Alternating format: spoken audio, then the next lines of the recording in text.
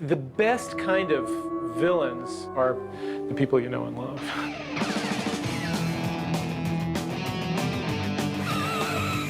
I'm not a vampire, but I play one on TV. It was all in vampire face. I looked in the mirror and I smiled. I mean, you know, that's pretty scary.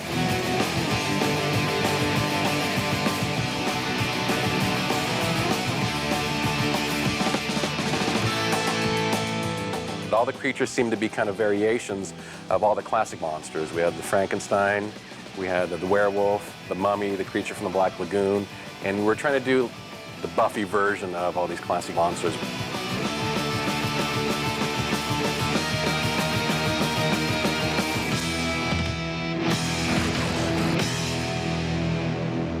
Second season was really about playing the interpersonal relationships, playing the soap opera of the show more than just the monster of the week. That's why we introduced villains who were a little bit younger and could really interact with ours. Close your eyes.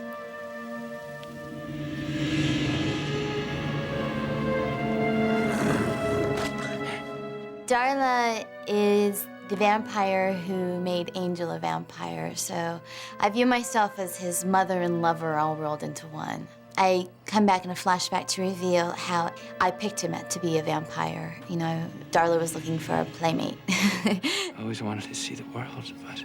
I could show you. Could you then? Things you've never seen, never even heard of.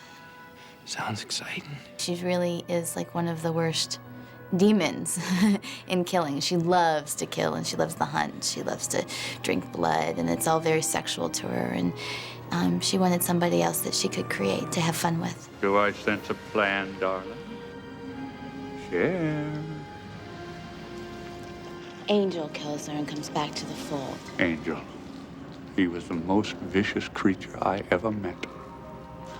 I miss him. The Master was our big villain, season 1, and our first season was really 12 episodes. It was a half a season. We liked this idea that he lived in an underground church, and he was a vampire, but he was such an evil and such an aged vampire that he, in fact, looked more monstrous than the average vampire. He was very wonderful, and he had a nice way of moving. You know, he sort of glided through the rooms, and he had that terrible, ugly, you know, bald, white face, and he was a wonderful actor. Mark Metcalf, whom I don't know if everybody remembers Niedermeyer from Animal House, but I did the minute his name came up for this part. And you know, a lot of our villains have a tremendous sense of humor, and that's important to us. What do you think? 5.1? If your villain isn't funny, eventually you're going to go, that's a guy in vampire makeup, if he doesn't have some self-deprecating or self-aware quality. When we initially designed the Master, it was Joss's intention to make him more advanced than any of the other vampires would be. And that got us into this kind of mindset that somehow this vampirism in his mythology was some kind of disease that you progress into and you have different stages of. So we actually developed a series of drawings, I think 6 or 7 drawings that show the differing degrees of vampirism. And as you turn more and more into a vampire, the features become more bat-like and more pronounced. And the Master so far has been the most advanced version of a vampire that we've done. And in this time shall come the Anointed. The Anointed One, a little child, and he was introduced in an episode. It said that 1 will rise and 7 will fall, and so you were supposed to believe that there's one very big, hideous vampire was the Anointed One, and instead it was this little kid. And after the Master was gone, the Anointed One was sort of running things in the local hellmouth of Sunnydale. And when Spike came to town, they just hated him because Spike wasn't one for all the big liturgy and religiosity of the whole vampire scene. Home sweet home. And eventually he just threw the kid in a cage and strung him up into the sunlight and set him on fire. From now on, we're going to have a little less ritual and a little more fun around here. A slayer with family and friends. That sure as hell wasn't in the brochure. You'll kill her, and then we'll have a nice celebration. Yeah, a party. Yeah, with streamers. Spike and Drusilla, they were fashioned after Sid and Nancy, actually. That was our template for them. Hunk, rebellious, snarly, bad attitude vampires. You know, just really developed into characters that we wanted to have around. And great, great fun to write for. Their language. I'll give you a seed if you sing. The bird's dead, Drew. You left it in a cage and you didn't feed it, and now it's all dead, just like the last one. Drusilla was fun just because you could go really loopy and really kind of surreal, and Spike is fun just because he's got such a wicked sense of humor. Well, this is just neat. Spike, he worked on so many levels. Every time he had a scene with someone, they were brought up to a new level, and they were like, when do I get another scene with Spike? Because, you know, he has so much attitude, and as an actor, he's so giving, he really wants to get in there and work. Juliet is wonderful. I think the character of Drusilla, though, is so much in her own world that her interaction with other characters isn't the same as Spike's. He's constantly reacting to what's going around him, and in a way that nobody else on the show does. I said, shut up! If I kill you now, you go quick, and Drew hasn't got a chance. Spike is a real, you know, rough and tumble guy. You know, he's a cockney, he's a street fighter. So, who do you kill for fun around here? Sometimes it feels like, man, I'm being written so goofy. And we have to remind ourselves, no, that's Joss. Joss is a bit Chekhovian in that way, in that people are lovable fools. Joss is more interested, it feels like, when people are fallible and funny and foolish and dear. Sunnydale's cursed for us. Angel and the Slayer see to that. I've got good games for everyone. Gave us a chance to see vampires who actually have affection for each other, who can really show the intricacies of vampire relationships, which are as complicated as human relationships. Darling, are you going to eat something? I'm not hungry. I miss Prague. You nearly died in Prague. James and Juliet played it so well and played each other so well that, you know, we kept that going throughout the season. They really clicked. It was like sort of an actor's dream of playing with each other in the moment. And in the first episode when we're introduced and we come in, we just had this moment where we did this thing. We were like this. We were lingering, we were like almost kissing. And then we turned out. Me and Drew, we're moving in. Drusilla and Spike have been together for 120 years, and they have sustained a romantic love for that long, and which is kind of inspiring, really.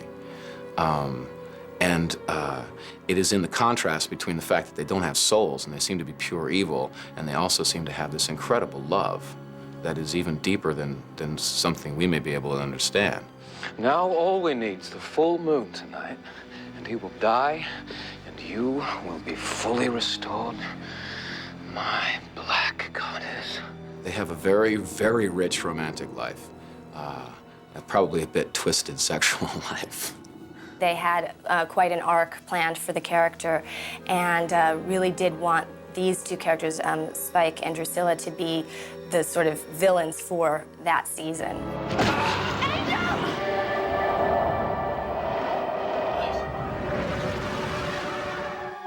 Happy birthday, Buffy. I like to say she's touched. Do you like daisies? She is evil. She is diabolical. She is becomes strong because she starts out weak in terms of physically weak, but strong in terms of her desires. Drew, save me some. You know, there was sort of this drug analogy running throughout, and the nature of the relationship with Spike, which balances out all of these villainous things that we do. Do you love my inside? The parts you can't see? Eyeballs to entrails, my sweet. And in season 2, you see both that love set up very clearly and then completely ripped apart by the end of it. And so you're able to explore two characters who might have just been kind of Frankenstein villains and explore, God, revenge, betrayal. They are palpable representations of the things that we face in everyday life.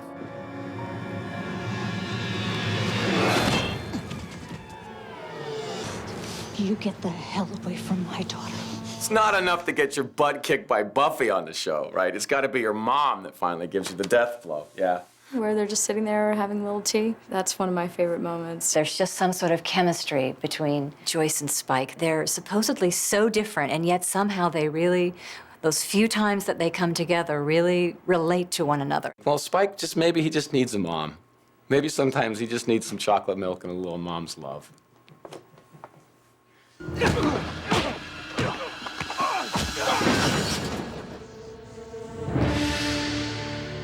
go, cutie. I believe Spike was supposed to be killed off. I'm good. But we loved him far too much for that. Don't worry, dear heart.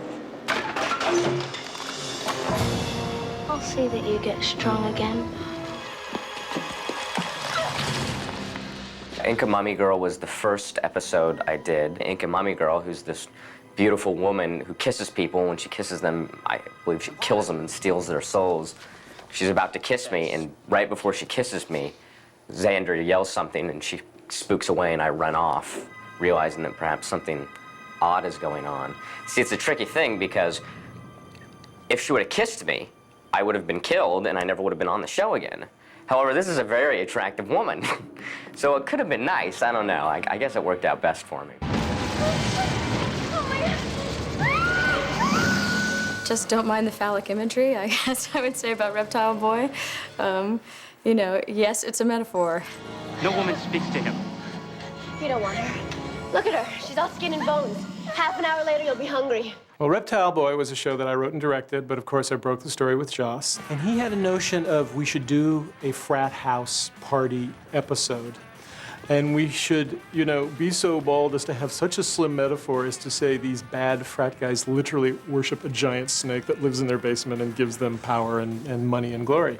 Reptile Boy was a great episode. God, it was hell. In that cave, because of the mold and all the stuff that went into making the set, which was phenomenal. It was interesting to be locked up, chained up in a dungeon, but I'm glad those days are over. Young men are the only way to go. Cordelia has gone through this entire ordeal in which she is kidnapped by these college guys, and so she decides at the end of the episode that she's going to date younger guys, and that's me, Jonathan. And I'm not the smoothest cat on the planet with her, on or off the set. I'm very just awkward. Thank you, Jonathan. Did we forget something? Cinnamon, chocolate, half calf, non-fat. Extra foam. It was one of our first really big monsters, and Jeff Pruitt, the stunt guy, worked with John Volich and the rest of the makeup department to design this sort of hideous giant snake.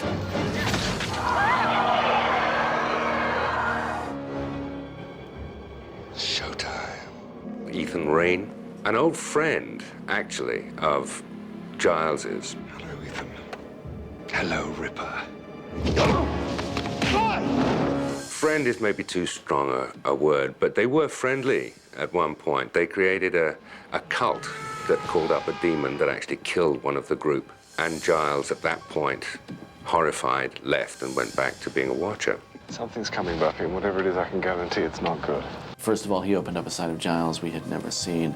And second of all, he's sort of a great sort of utilitarian problem maker. When we want something to go wrong for no apparent reason, you have Ethan, and because he worships chaos. You're dealing with something very dangerous. But it will get Igon off my scent. The second episode I did, The Dark Ages, which actually followed up on the Cult of Aegon, which is this devil that Giles, Ripper as I call him, and I had conjured up many years before. It's your time. And I pulled the Aegon back into being, into this world, and he was chasing the rest of the cult.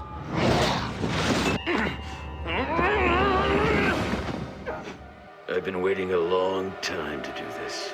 The whole thought behind the Dark Age was really just when you try to cover up your past, when you try to run away from it, it's going to blow up in your face and it will impact the people around you. And that's why we took a demon that would possess Jenny Calendar so that she would be physically corrupted by what Giles had done. Was it good for you? In Halloween, I'm a costumier, or I'm pretending to be a costumier, and the costumes that people buy from me dictate the characters that they become. People like to be frightened. It jolts them out of their complacency.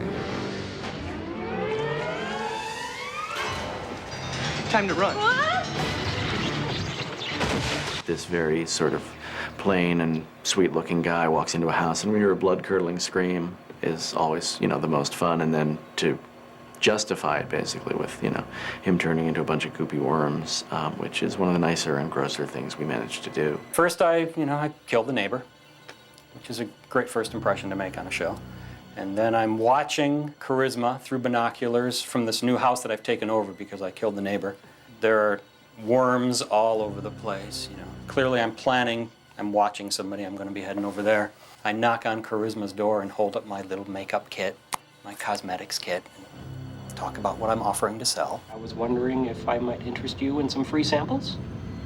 Free? I'm standing there, and I just instantly convert into worms and fall to the floor and start squirming, which freaks out Charisma and Nikki. And then I reappear and reappear in the house. He can turn to worms, then crawl under the door, and then rebuild himself and be, you know, in the worst place in front of you.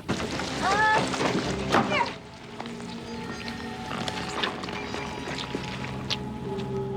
That was really freaky, but I enjoyed it because Xander and Cordelia had a really nice moment where we're fighting, and there's so much sexual tension between the two of them that finally they just have at it. Moron. I hate you! I hate you!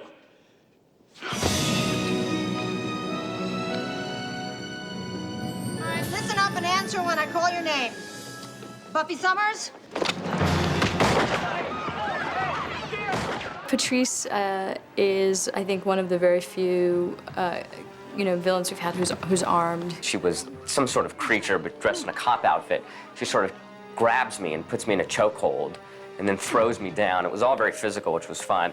And then at the end of the scene, I'm confused whether like everything just happened and was for real. Was that a demonstration? Buffy, how about a nice game of Parcheesi? You know, I wasn't a vampire. I was not a bloodsucker at all. I just wanted people to understand me. Joss had a great idea for a show called Ted, Buffy's mother's crazed, psycho, part robot, serial-killing boyfriend. Do you want me to slap that smart-ass mouth of yours? Who's up for dessert? I made chocolate chip cookies. It allowed John to sort of take his persona and just ossify it, crystallize it to the point where he was a joke, where he was like, you know, a father knows best kind of automaton. I'm not going anywhere. May I be excused? You can go to your room, young lady. That's where you can go. The first half, you think, hey, Buffy, just relax. Give the guy a break. He's almost too good to be true. And there's something about Buffy that I think she sees her mom reacting to this guy in a different way, and it threatens her. But then there's just something about the guy. He's just too perfect.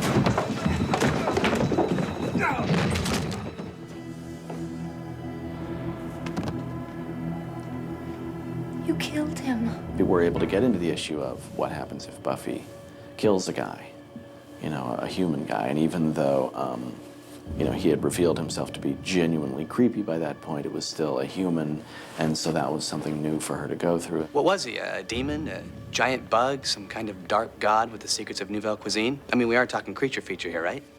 He was a person. And I killed him. Don't say that. Why not? Everyone else is. To bring him back and show that he was in fact a murderous robot is just fun.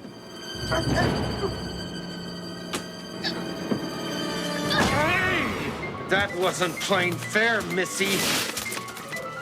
You're gonna find hell of a day. Makes you feel like you're 18 again. You must be that Slayer I've been hearing so much about. Lyle Gorge, pleased to meet you. Pleasure's mine. The Gorge brothers, Lyle and Tector Gorge, a couple of wacky vampire brothers out of Texas. And they were these nutty, you know, low-rent vampire brothers who lived in drains and ate rats. Lyle and Tector actually kind of modeled after characters from the Wild Bunch. She's so cute and little. You think we can keep her? Well, hello.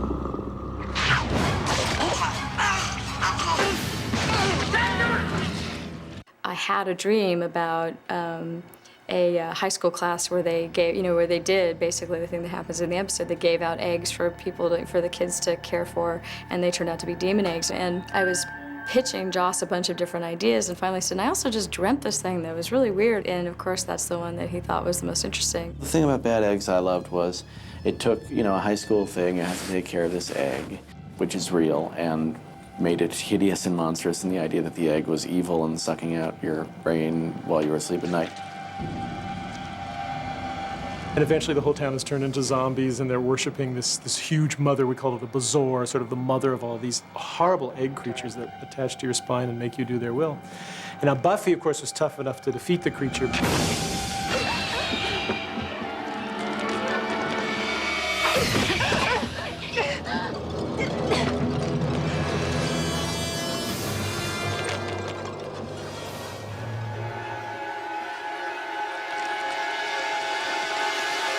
She has to go deep down into the bowels beneath the school and battle this Mother Bazoar and save everybody from their zombiness.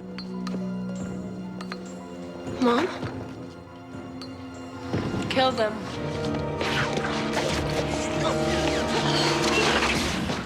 It was then I began to realize that Joss Whedon is crazy and will do anything to make his show one of the really the best things on TV. And every week he raises the bar and he tries to do something better and something more.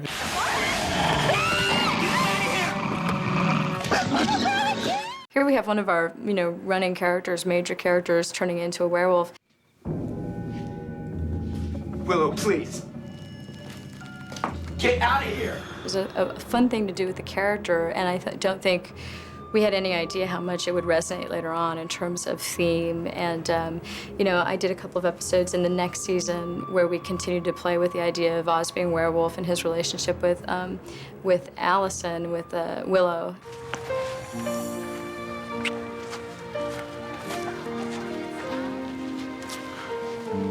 A werewolf in love. A young man turning into werewolf is a very strong metaphor for sort of teenage sexuality and the kinds of things that are going on in puberty and all this kind of stuff, which has been explored in movies like I Was a Teenage Werewolf. And in fact, it turned out to be a really kind of fertile metaphor for the next couple seasons.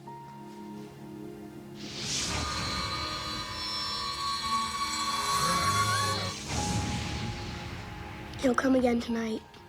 I was looking for something that was just creepy on a childhood level, on a really resonant sort of stuck in your bed, pulling the sheets over your head kind of way.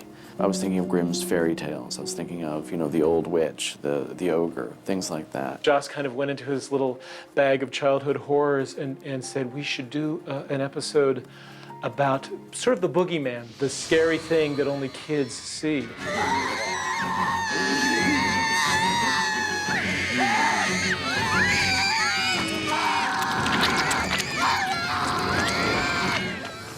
Joss himself jotted down on paper. He designed that Kinderstadt.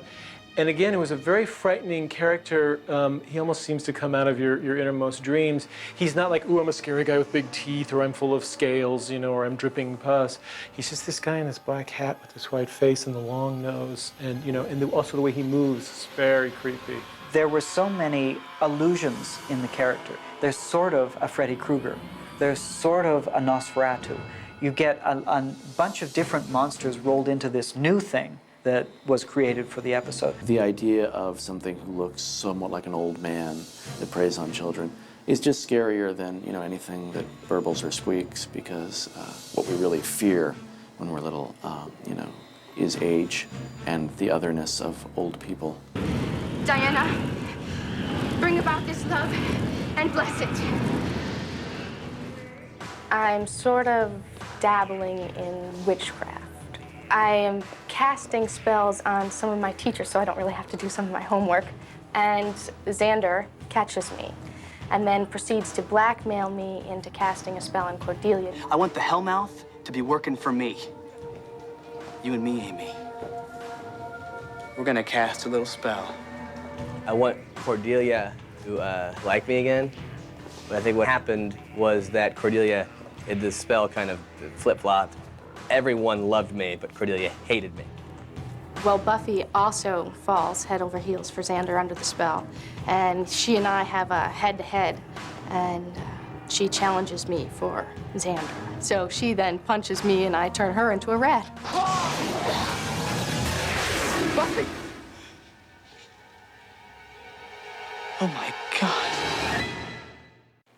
But then later up, she comes up nudie.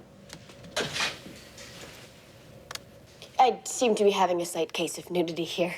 But you're not a rat. So call it an upside. So I got changed into a rat.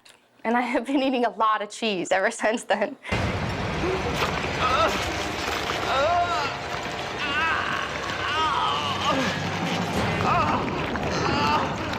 Go Fish was our steroid episode in the sense that the idea of athletes taking steroids and how it messes them up. And, you know, basically it was what if steroids turned into a great big fish? We were playing on the creature from the Black Lagoon.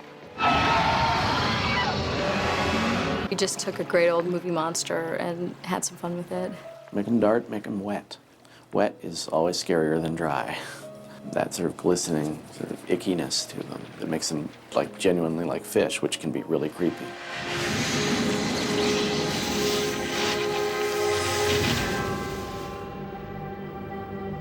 He's perfect, my darling.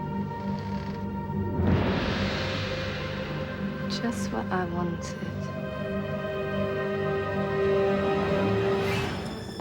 The judge was cool because he had a different power than a lot of our villains. He was able to burn the humanity out of people. If he touched you and you had humanity in you, it would burn you from the inside out. So sort of the threat there was the better the person you were, the more he could harm you. The judge? He couldn't be killed, yes?